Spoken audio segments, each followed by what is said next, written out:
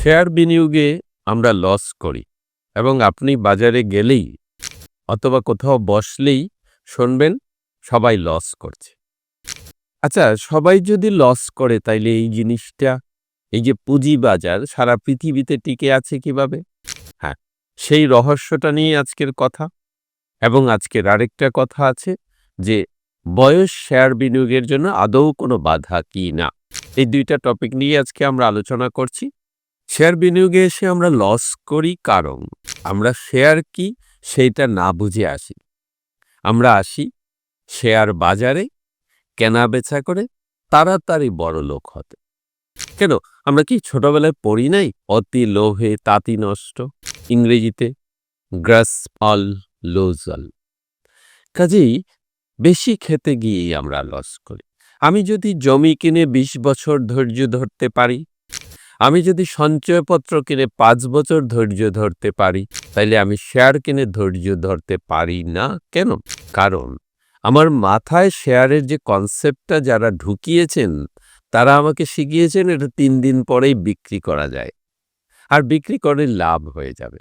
না, এই কথাটা একদম কান দিবেন না। এইরকম যদি লাভ করা এত সহজ হতো, তাহলে যে লোকটা আপনাকে শিখিয়েছে, যে লোকটা আপনাকে শেয়ার বাজারে এনেছেন, তিনি কেন ওই ৩০,০০০, ৫০,০০০, ১,০০,০০০ টাকার চাকরি করবেন? তিনি তো আজকে হাজার কোটি টাকার মালিক হতেন। যারা টেকনিক্যাল অ্যানালিস্ট নামক বাজারে তকমা নিয়ে বসে আছেন, বিশাল বিশাল অ্যানালাইসিস দেখান, তারা কেন তাইলে অ্যানালাইসিস বিক্রি করবেন? তারাও তো হাজার কোটি টাকার মালিক হয়ে বসে থাকতে পারতেন। পারছেন না কেন? কারণ ওই যে টেকনিক্যাল অ্যানালিসিস বা প্রফেশনাল যে ট্রেডার হতে হলে যে কোয়ালিটিগুলো দরকার, এটা সাধারণের পক্ষে হওয়া সম্ভব নয়। বাজারে ২ থেকে ৩% ম্যাক্সিমাম, এটা শুধু বাংলাদেশ নয়, আমি অনেক দেশের কাহিনী নিয়েই কথা বলছি, ম্যাক্সিমাম 2 থেকে 5% লোক ওই রকম লাভ করতে পারে, আর বাকিরা ওই 5%কে ধনী বানায়। কাজেই না বুঝে হুজুগে, বাঙালি কথায় বলা হয়, সেই জায়গাটায় থাকবো না। আমরা একটু বুঝে করব। আমাকে অনেক বয়স্ক লোকজন প্রশ্ন করেন, আচ্ছা আপনি যে ১০ বছর ১৫ বছর নিয়ে কথা বলেন, আমার তো বয়স এত হয়ে গেছে, আমি কি আর ১৫ বছরের পরিকল্পনা করতে পারি? না, আপনার ১৫ বছরের পরিকল্পনা করার দরকার নাই। আপনি যতদিন বাঁচবেন ততদিনই এই শেয়ারের বেনিফিট নিতে পারবেন। কিন্তু সেটা কি যে আমি ক্যাপিটালটা তুলব না, এটা মাথায় রাখবেন। আমি শুধু বছর বছর বোনাস শেয়ার, ক্যাশ ডিভিডেন্ড এইগুলো তুলে ফেলবো এবং খরচ করব। এখানে দাম কমবে বাড়বে, এটাই নিয়ম। আপনি সেই দামের দিকে তাকাবেন না। আপনার যা বোনাস আসবে আপনি একটা টার্গেট নেন প্রতি বছর ডিসেম্বরের দিকে। যেমন ব্যাংকগুলা নিয়ে আমরা কথা বলি বেশি। কেন বলি? কারণ ব্যাংকগুলার মার্কেট, বাংলাদেশের মার্কেটটা আসলে খুবই ছোট এবং ল পেইড আপ নিয়ে গ্যাম্বলিং হয়, আর আমরা গ্যাম্বলিং করতে গিয়ে লস করি। ব্যাংক সেক্টরটা বড় এবং শেয়ার সংখ্যা সবচেয়ে বেশি, তাই ব্যাংক সেক্টর নিয়ে গ্যাম্বলিংটা কম হয়। ব্যাংক সেক্টরের ফান্ডামেন্টাল সাইডগুলো নিয়ে যদি আমরা বসে থাকি, প্রতি বছর ডিভিডেন্ড পাবো একটা সাবস্টেন্সিয়াল অ্যামাউন্ট, প্রতি বছর কিছু বোনাস শেয়ার এসে যোগ হবে কারণ ব্যাংকগুলো তাদের ক্যাপিটাল বাড়ায় নিয়মিত, এবং ফান্ডামেন্টালি স্ট্রং ব্যাংকগুলো থাকবেই। অনেকে বলছেন ওই যে ৫টা ব্যাংক হারিয়ে গেল, কি বলবেন এগুলা নিয়ে? আসলে কি জানেন, আমরা এই ৫০ বছরে একটা ব্যবসায়ী জেনারেশন তৈরি করতে পারি নাই। আমরা সবাই চাই তাড়াতাড়ি ব্যবসা দিলেও তাড়াতাড়ি, পরীক্ষা দিলেও তাড়াতাড়ি পাস। সহজে পাস খুঁজতে গিয়ে আমরা পোড়া সমাজকে কলুষিত করে ফেলছি। এই যে ৫৭টা ব্যাংক, আমরা কি বিচার করে দেখেছি একটা ইকোনমিতে কতটা ব্যাংক দরকার? অনেক বড় বড় দেশে এতগুলা ব্যাংক নেই। কাজেই ওই যে আমরা ব্যাংকের লাইসেন্স দিয়েছি অন্য স্বার্থ উদ্ধারের জন্য, সেই জায়গাটায় কিছু ব্যাংক বন্ধ হবে। তাই বলে কি সব ব্যাংক বন্ধ হয়ে যাবে? না, একদম না। কারণ পুঁজিবাজার ব্যাংক না থাকলে ইকোনমি টিকবে না। কাজেই আপনি প্রথম 10টা ব্যাংকের মধ্যে থাকেন। কোনগুলা প্রথম 10টা ব্যাংক আপনি জানেন, আমিও জানি।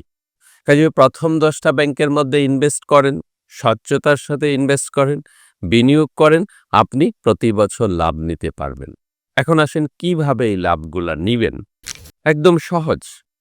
আপনার প্রতি বছর যে ব্যাংকগুলা দেখেন গত ১০ বছরের হিস্ট্রি দেখেন, যে ব্যাংকগুলা মোটামুটি একটা স্ট্যান্ডার্ড ডিভিডেন্ড দেয়, কিছু স্টক দেয়, কিছু বোনাস দেয়, যাদের ক্যাপিটাল গ্যাপ এখনো আছে অথবা যাদের ক্যাপিটাল গ্রোথ করার প্রবণতা আছে, ঐরকম কিছু কোম্পানিতে আপনি বিনিয়োগ করেন। ঐরকম কিছু ব্যাংকের শেয়ার আপনি কিনে রেখে দেন। কথার কথা, আমরা যারা আজকে যেহেতু সিনিয়র সিটিজেনদেরকে নিয়ে কথা বলছি, আমাদের এই সিনিয়র সিটিজেনরা কি রিস্ক নিতে চান না? ফাইন, আপনার রিস্ক নেওয়ার দরকার নেই।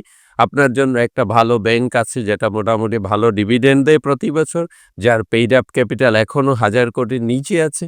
কাজেই তাকে ক্যাপিটাল বাড়াতে হবে। এইজন্য আমরা ধরে নিতে পারি আরও ৫-৬ বছর কমপক্ষে তারা বোনাস শেয়ারও দিবে, ক্যাশ ডিভিডেন্ডও দিবে, যদি তার আর্নিং ভালো থাকে। আপনি ৫-৬ বছরের জন্য করলেন, কিন্তু আর্নিং কমে যাচ্ছে দেখলেন, চেঞ্জ করে ফেলেন। এবং আপনি যে সঞ্চয়পত্র করেন অথবা ৫ বছরের ডাবল মানি স্কিম করেন, সেখানে কি হয়?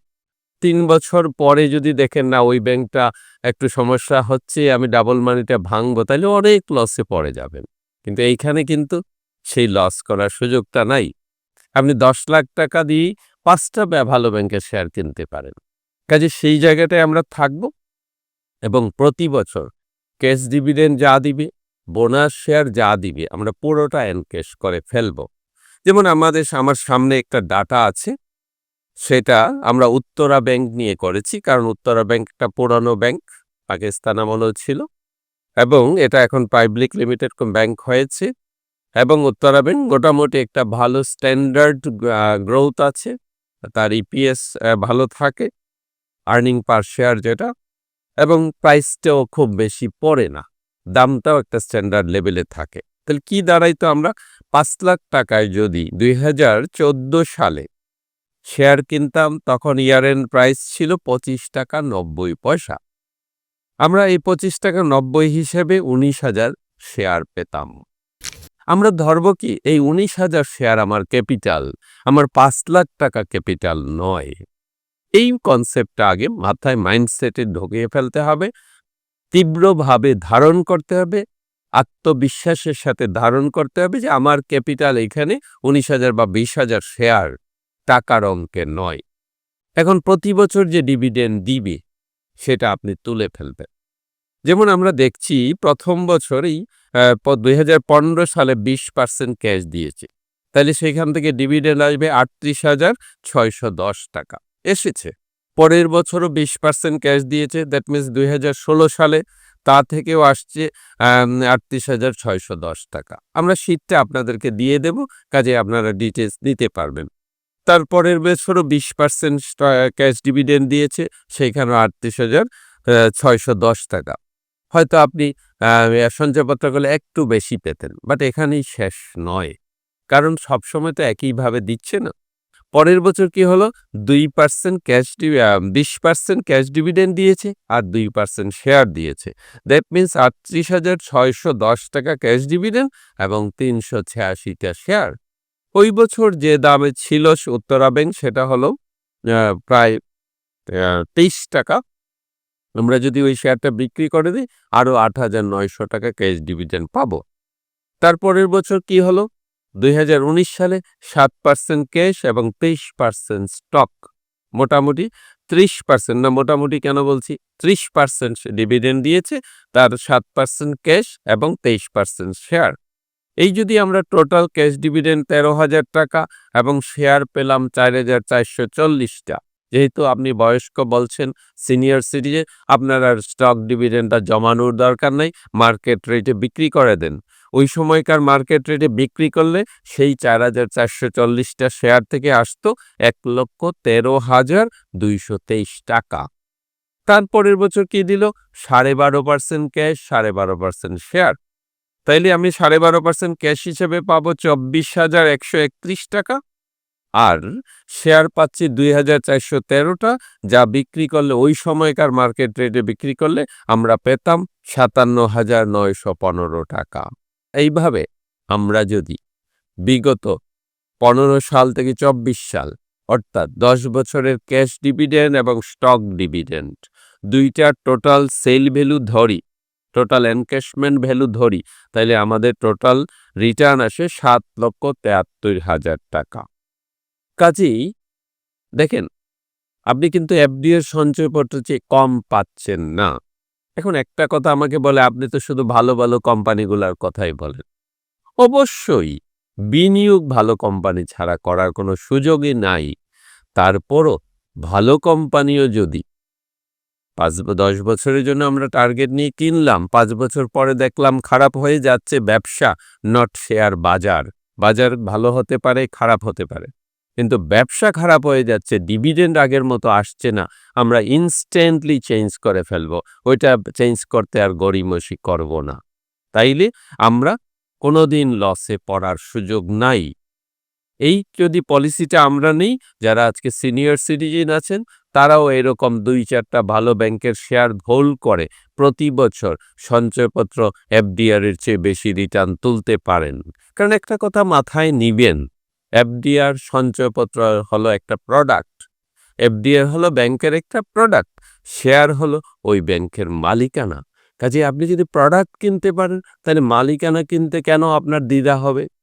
কাজেই যে ব্যাংকের উপর আস্থা আছে আপনি সেই ব্যাংকের মালিকানা কিনেন।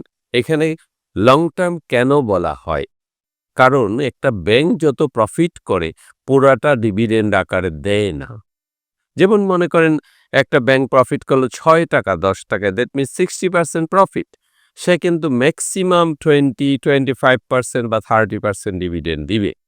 বাকি 3 টাকাও আপনার রয়ে গেল। লং টার্মে দুইভাবে এটা আসতে পারে। বাজার ভালো হলে দাম বেড়ে যাবে এবং আপনার ক্যাপিটাল গেইন হবে, আর বাজার খারাপ থাকলে আপনার তাও মনে করেন ওই শেয়ার সংখ্যা ঠিক থাকবে, দাম কমবে কিন্তু শেয়ার সংখ্যা কমবে না। কাজে এইভাবে আপনি আপনার শেয়ারের নিশ্চয়তা নিয়ে বিনিয়োগ করতে পারেন। আপনার আজীবন ডিভিডেন্ড পেয়ে যাবেন। যদি কখনো দেখেন ব্যবসা খারাপ হচ্ছে, সাথে সাথে চেঞ্জ করবেন। কাজেই আরো কিছু জিনিস আছে আমরা একটু বলতে চাই যে আগের দিনে মানুষ দেখতো সম্পদশালী কিরকম, এখনের যুগে কিন্তু সম্পদশালী বলা হয় না। এখন দেখা হয় যে আমাদের ইনকাম জেনারেট কেমন হয়। মনে করেন আপনি 1,000 কোটি টাকার ডায়মন্ড ঘরে নিয়ে বসে আছেন, 10 বছর ধরে বসে আছেন, আপনি কিছুই না, আপনার কোনো ইউটিলাইজেশন নাই, আপনি শুধু ঘুমাতে পারছেন যে আমার 10,000 কোটি টাকার ডায়মন্ড আছে, আর দুশ্চিন্তা নিয়ে ঘুমাচ্ছেন কে আইসা আমাকে হামলা করলো, আমাকে লোড করতে চাইলো বা কে জেনে গেল। কাজে এখনের যুগটা হলো আপনি একটা পোর্টফোলিওতে কোনো বিল্ডিং দেখানোর দরকার নেই কাউকে, একটা পোর্টফোলিওতে 1 কোটি 2 কোটি 5 কোটি টাকার শেয়ার রাখতে পারেন, আপনি না জানালে কেউ জানবে না। তারপর আসেন লসের ঝুঁকি কতটা, এই পয়েন্টটা আমরা একটু আলোচনা করি। আসলে ওই যে বললাম, এখানে কনসেপ্টটা যদি ঠিক করেন, আমি লস করে বিক্রি করব না। আমি জমি কিনেছি 5 বিঘা, কিনেছিলাম ভালো হবে, কোনো কারণে জমির দামটা একটু কমে গেল, যেমন রিসেশনে হয়েছে, করোনার সময় হয়েছে। কয়টা লোক ইমার্জেন্সি ছাড়া জমি বিক্রি করেছে? করেন নাই। তাহলে শেয়ার কিনলেও আপনি ওই রকম জমি কিনা মনে করে শেয়ার কিনবেন, ডিভিডেন্ড বছর বছর এনক্যাশ করবেন, 12 দিয়ে ভাগ দিয়ে খরচ করবেন। হ্যাঁ, আরেকটা প্রশ্ন অনেকেই করেন যে সঞ্চয়পত্র এফডিআর এ তো আমরা মাসে মাসে রিটার্নটা পাই, এখানে কিভাবে মাসে মাসে পাবো? না, এখানে আপনি মাসে মাসে পাবেন না, তবে এক্সট্রা ইনকামের সুযোগ আছে। বাজার বাড়লে আপনি ক্যাপিটাল গেইন নিতে পারেন, কিন্তু তাহলে মাসে মাসে পাওয়ার জন্য কি করতে হবে? একদম সহজ। আপনি একটা বছর শুধু ধৈর্য ধরবেন। এই বছর যে ক্যাশ ডিভিডেন্ড আছে আপনার ব্যাংক অ্যাকাউন্টে অটোমেটিক চলে যাবে। যে বোনাস শেয়ারটা পাচ্ছেন ওইটা বিক্রি করে দিয়ে ব্যাংকে পাঠিয়ে দেন, পরের বছর 12 দিয়ে ভাগ দিয়ে খরচ করেন, হয়ে গেল মাসে মাসে ইনকাম। ঠিক আছে, সবাই ভালো থাকবেন। আমরা আছি আপনাদের পাশে। শার্প সিকিউরিটিজ সব রকম সার্ভিস নিয়ে, আপনার অ্যামাউন্ট যাই হোক, আমরা আপনাকে শেয়ার বিনিয়োগ নিয়ে যাবতীয় সহযোগিতা করতে সদা প্রস্তুত আছি।